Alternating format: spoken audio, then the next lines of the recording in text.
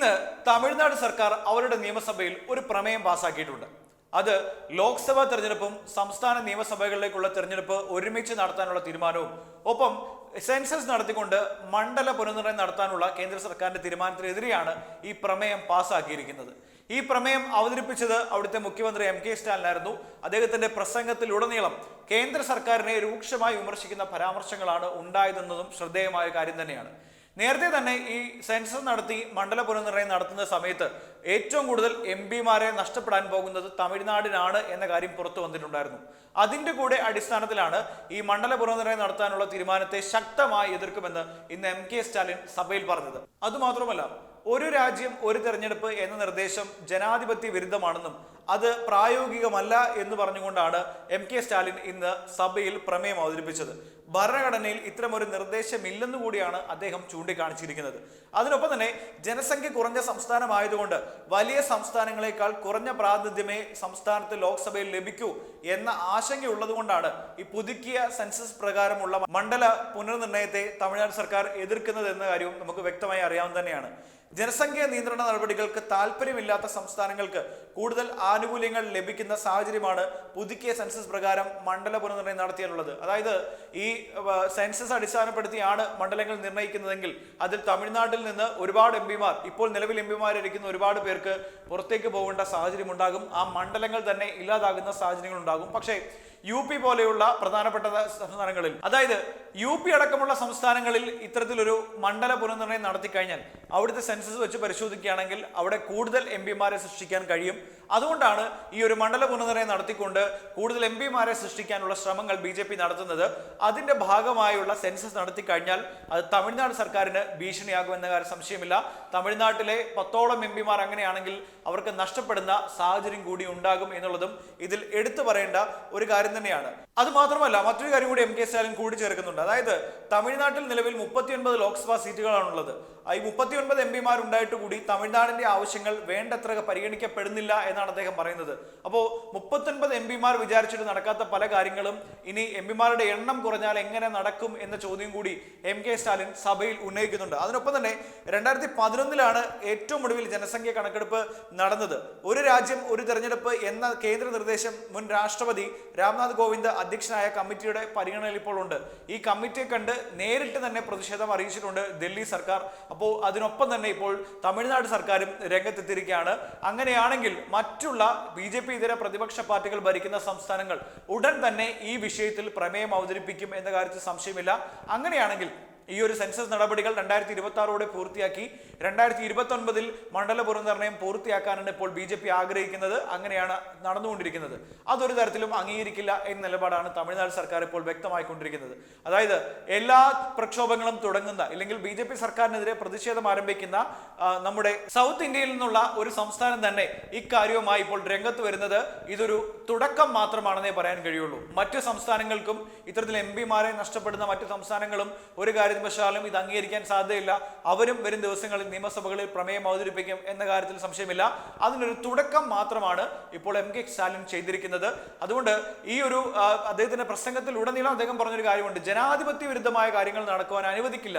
മാത്രമല്ല, ജനങ്ങളെ കൂടെ നേരിട്ട് ബാധിക്കുന്ന ഒരു വിഷയമാണ് ഈ MP-മാരുടെ സ്ഥാനങ്ങൾ വെട്ടിക്കുറയ്ക്കുകയാണെങ്കിൽ അവർ പ്രശ്നങ്ങൾ എങ്ങനെ പറയും എന്ന ചോദ്യം കൂടി MK സ്റ്റാലിൻ ചോദിക്കുന്നുണ്ട്. അതുകൊണ്ട് കേന്ദ്ര സർക്കാർ ഈ നയത്തിൽ നിന്ന് പിന്നോട്ട് പോകണം എന്ന് തന്നെയാണ് തമിഴ്നാടിന്റെ ആവശ്യം.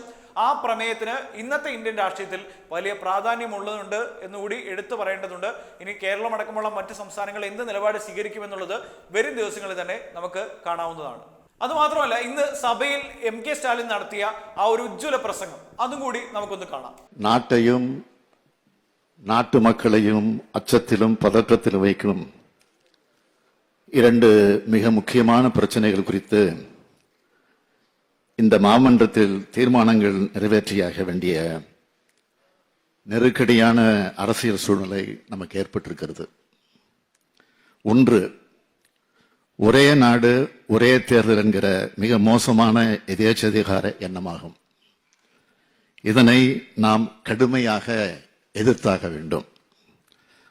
இரண்டு, மக்கள் தொகை அடிப்படையில் தொகுதி மறுசீரமைப்பு என்ற பெயரால் தமிழ்நாட்டின் மக்கள் பிரதிநிதிகளின் எண்ணிக்கையை குறைக்க நினைக்கும் சதி இதனை முறியடித்தாக வேண்டும். இவை ரெண்டுமே மக்களாட்சியை குலைக்கும் செயல்கள் என்பதால் இவை ரெண்டுக்கும் எதிராக நாம் அனைவரும் ஒரு சேர குரல் கொடுத்தாக வேண்டிய கட்டாயத்தில் இருக்கிறோம் என்பதை முதலில் நான் தெரிவித்துக் கொள்ள விரும்புகிறேன். முதலில் ஒரு நாடு ஒரே தேர்தல் என்பது எத்தகைய ஆபத்தானது என்பதை விளக்க விரும்புகிறேன். ஒரே நாடு ஒரே தேர்தல் என்ற முறை முற்றிலுமாக நடைமுறைக்கு சாத்தியமற்ற ஒன்று. அரசியல் சட்டத்தின் அடிப்படை அம்சத்திற்கு எதிரானது. அரசியல் சட்டத்தில் சொல்லப்பட்டுள்ள சுதந்திரமான நேர்மையான தேர்தலுக்கு முற்றிலும் எதிரானது. ஒரே நேரத்தில் தேர்தல் என்பது மக்களால் தேர்ந்தெடுக்கப்பட்டுள்ள சட்டமன்றங்களை முன்கூட்டியே கலைக்க வேண்டிய சூழல் ஏற்படும் என்பதும், அப்படி கலைப்பது அரசியல் சட்டவிரோதம் என்பதாலும் இந்த நடைமுறையை நாம் எதிர்க்க வேண்டும். அனைத்து மாநிலங்களிலும் ஆட்சி அமைந்து ஒன்றியத்தில் அமையும் ஆட்சி கவிழுமானால் அனைத்து மாநிலங்களையும் கலைத்துவிட்டு தேர்தல் நடத்துவார்களா? சில மாநிலங்களில் ஆட்சி கவிழ்ந்து தேர்தல் நடத்தும் சூழல் ஏற்பட்டால் ஒன்றியத்தில் ஆட்சியில் இருப்பவர்கள் தானாக முன்வந்து பதவி விலகுவார்களா? இதைவிட காமெடி கொள்கை இருக்க முடியுமா? நாடாளுமன்ற சட்டமன்றத்திற்கு மட்டுமல்ல, உள்ளாட்சி அமைப்புகளுக்கும் ஒரே நேரத்தில் தேர்தல் நடத்துவது சாத்தியமா? நாடாளுமன்ற தேர்தலை கூட ஒரே நாளில் இந்தியா முழுக்க நடத்துவதற்கு தயாராக இல்லாத சூழல்தான் இப்பொழுது இருக்கிறது. இந்த நிலையில் நாடாளுமன்ற தொகுதிகளுக்கும் 30 மாநில சட்டமன்றத்திற்கும் தேர்தல் நடத்துவது மாயாஜாலமா? நகராட்சிகளும் பஞ்சாயத்துகளும் மாநில அரசு நிர்வாக அமைப்புகள் என அரசியல் சட்டத்தால் அங்கீகரிக்கப்பட்டவை. ஆகவே இவற்றுக்கும் சட்டமன்றம் நாடாளுமன்றத்துடன் தேர்தல் என்பது அரசியல் சட்டவிரோதமானது. உள்ளாட்சி தேர்தல் முழுக்க முழுக்க மாநில அரசின் நிர்வாக கட்டுப்பாட்டில் இருப்பதாகும். அதற்கும் சேர்த்து தேர்தல் நடத்தப் போவதாக சொல்வது மாநில உரிமைகளை பறிப்பதாகும். மாநில உரிமைகள், கூட்டாட்சி தத்துவம், அனைவருக்கும் சம வாய்ப்பு ஆகியவற்றை வழங்கும் அரசியல் சட்டத்தை சிதைக்கவோ உருமாற்றமோ விரைவில் மக்களால் நிராகரிக்கப்பட உள்ள நாடாளுமன்ற மெஜாரிட்டி உள்ளோரின் சுயநலத்திற்கு யாரும் பலியாகிவிடக்கூடாது. எனவே நாடாளுமன்றம், சட்டமன்றம், நகராட்சிகள், பஞ்சாயத்து ஆகியவற்றுக்கு ஒரே நாடு ஒரே தேர்தல் நடைமுறையை மிக கடுமையாக எதிர்த்தாக வேண்டும்.